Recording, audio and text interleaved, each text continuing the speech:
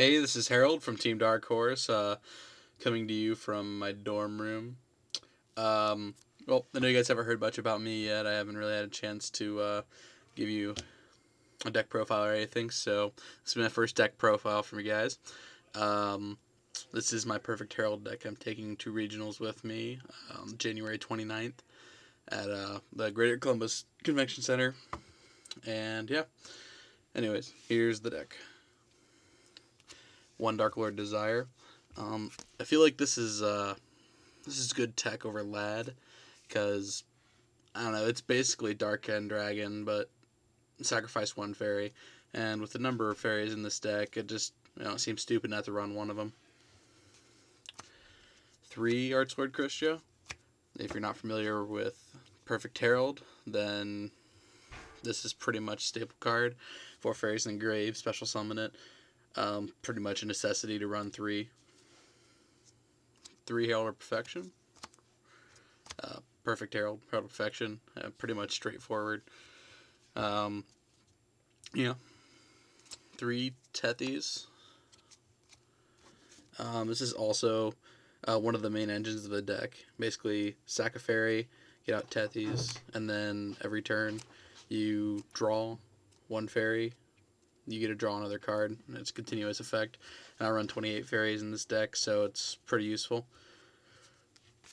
2 Soul Purity and Lights. These are used for handling the advantage, or handling the number of fairies in the grave for Christia.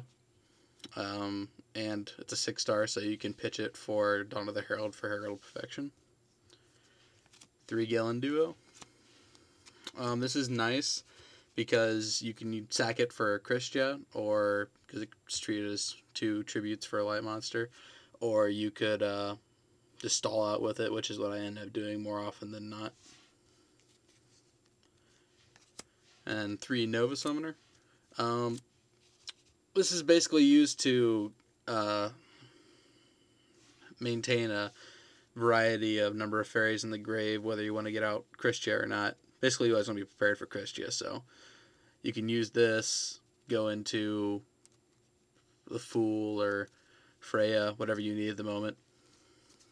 We got 3 Manju, which is pretty much staple in any Herald deck, whether it be Happy Herald or, well, it is staple. It's not pretty much staple. If you don't know what Manju does, then you don't really know what Herald does.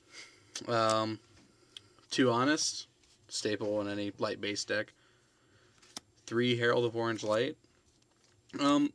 These are used, they're not really used for Synchro, even though they are tuners, but they can be in cases, so it gives this deck a little bit of potential for that.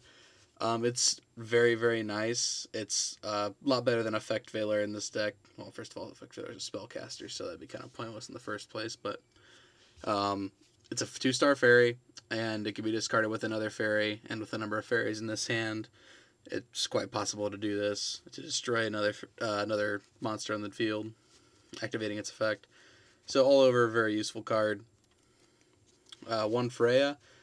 I don't know how much I like Freya in this deck, honestly. It has not been very useful for me, so we'll see if that stays or goes. And then 1 The Fool. Basically used to stall out, can't be destroyed by battle, so on and so forth.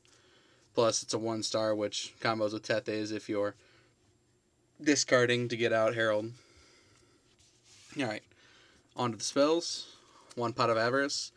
I'm only using 1 pot because 2 would be just slightly overkill. It's not really necessary.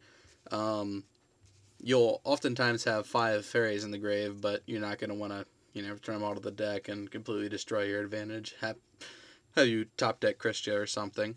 So, just 1. 1's fine. 1 Dark Hole, necessary in this format. 1 Monster Reborn, also necessary in this format. 1 Soul Exchange. I find this very, very useful when sacking for Tethys, or what I used to run in the deck instead of Dark Lord Desire. I used to run Light and Darkness Dragon, which generated a lot of advantage, but at the same time, it didn't. I feel like Dark Lord Desire is a better choice, but you can use Soul Exchange for Christia, Tethys, whatever you need at the moment.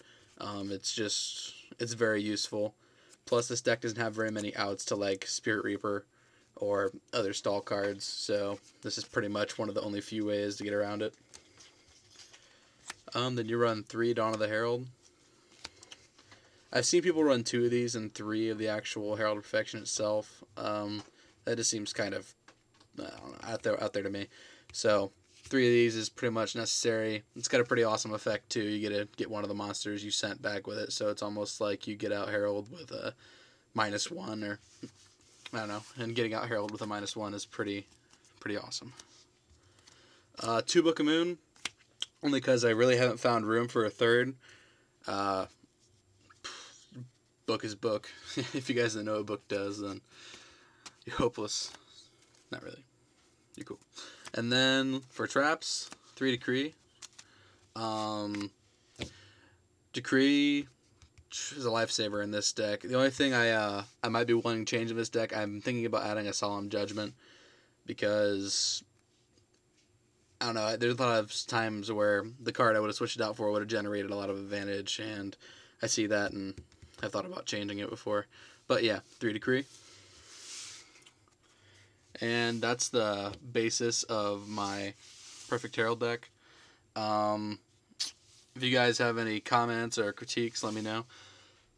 Also, I don't really need to show you this, but might as well. This is my extra deck. I've never used it once in this deck, but you know what? Just in case, you know, as already. It's pretty much a generic extra deck.